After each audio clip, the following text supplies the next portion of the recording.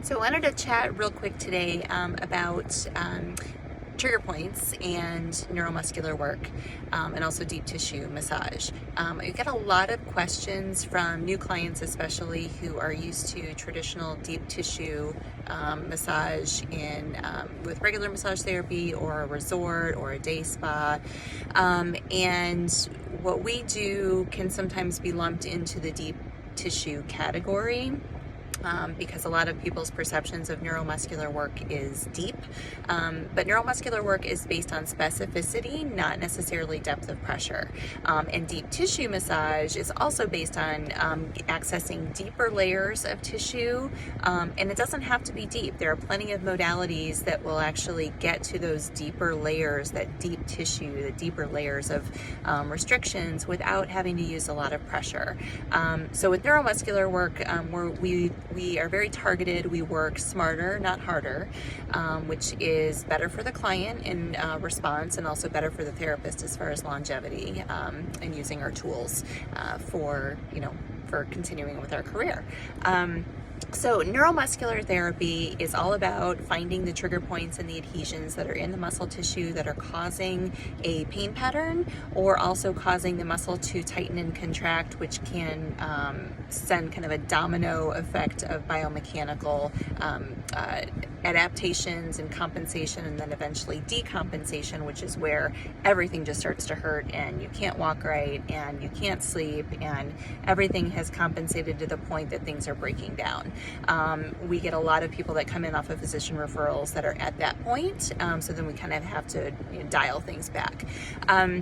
So I like to equate trigger points and the brain and the pain relay back and forth to the National Weather Service and weather reporting stations. So think of each trigger point as being a weather reporting station in your body, and your brain being the National Weather Service. So the brain is always scanning for where your most acute areas of pain, just like all of the reporting stations for the weather, around the country are reporting to the National Weather Service. And the National Weather Service is getting those signals so that it knows where to send the attention and where to send the response. So the brain is the same way. So you are only going to feel in your body the most, maybe 2 or 3 layers, acute layers, the most pain, and everything else kind of gets masked underneath those most acute layers. Your brain is always going to scan to see where the hurricane is in your body. So, your 8, 9, or 10 level pain, or a 5 if you're only having, 3, 4, or 5 pain.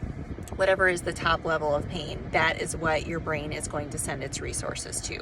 So how trigger points work, there's a lot of science that's going on about it, and I'm not going to go in depth and detail, but basically there's a relay between the actual trigger point in the muscle, which actually feels like a little grain of rice, or when it's really irritated, the size of a small pea in a tight band of tissue. And that sends a signal to the brain. The brain processes it and then sends it back down into the body, either where the trigger point is or to another part of the body, which is where you feel it.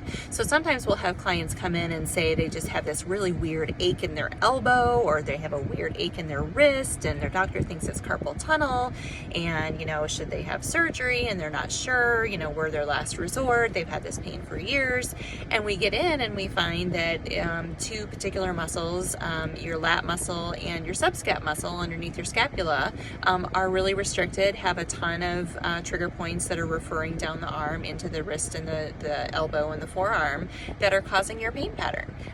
Same thing for headaches, migraine headaches. We get a lot of people that come in that just have absolutely debilitating migraine headaches. They have not responded well to treatment, and then turns out we get in and the traps and some of the posterior cervicals actually have trigger points that refer to and mimic a migraine pattern, and it turns out that they were trigger point referrals all along. So that's kind of where we come in as far as neuromuscular therapists. We are kind of muscle detectives. We need to see what your pain pattern is and then kind of work backwards and think, okay, well, if they're having a pain here, it could be this trigger point in this muscle, this trigger point in this muscle, or maybe it's this one. And then we kind of also have to look at how your body is being held, how you're walking, what your habitual patterns are, your office, what your desk setup is, are you a cyclist? Do you carry kids on one shoulder? All of those different things. So what we do is a lot more specific than traditional massage. And we always work within somebody's pain threshold. So neuromuscular therapy is not necessarily deep. It's specific, but it doesn't have to be painful. And if we push you to that top end of pain, that your pain threshold, we always go on the number scale, 1 out of 10. If we push you to an 8, 9, or a 10, that's actually where your nervous system kicks in, and you go into fight or flight mode, and you'll start to tighten against us. It'll be just too much. You feel like you just want to, brace and hold your breath. That's not doing your nervous system any good. It's not doing those trigger points in your muscular pain any good, and it basically is counterproductive. So with neuromuscular work, we're not going to push you at your top end. We're going to keep you at a 5, 6, or a 7. Everybody's pain threshold is different, so that's why we always ask, where we are as far as your threshold. And it's not a no pain, no gain scenario. If it's too much for you, we need to know that, because we want you to actually benefit from our sessions. So, so that's it. So at your next neuromuscular therapy session, or if you have not come to see us, if you've tried deep tissue massage, that's deep pressure, but it's more general work, and have either flared with more pain or just haven't seen results, you might want to give neuromuscular therapy or neuromuscular massage a try. All of my therapists that are neuromuscular trained are trained under Judith DeLany, who is the founder of Neuromuscular in the United States. I personally work with her in conjunction with her, and I'm training to be one of her teachers.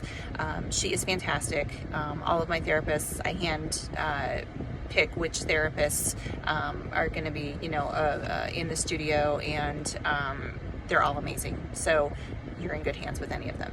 I personally have worked with all of them. So anyway, have a great day. Hope this explains trigger points a little bit, and I don't know, and mask up.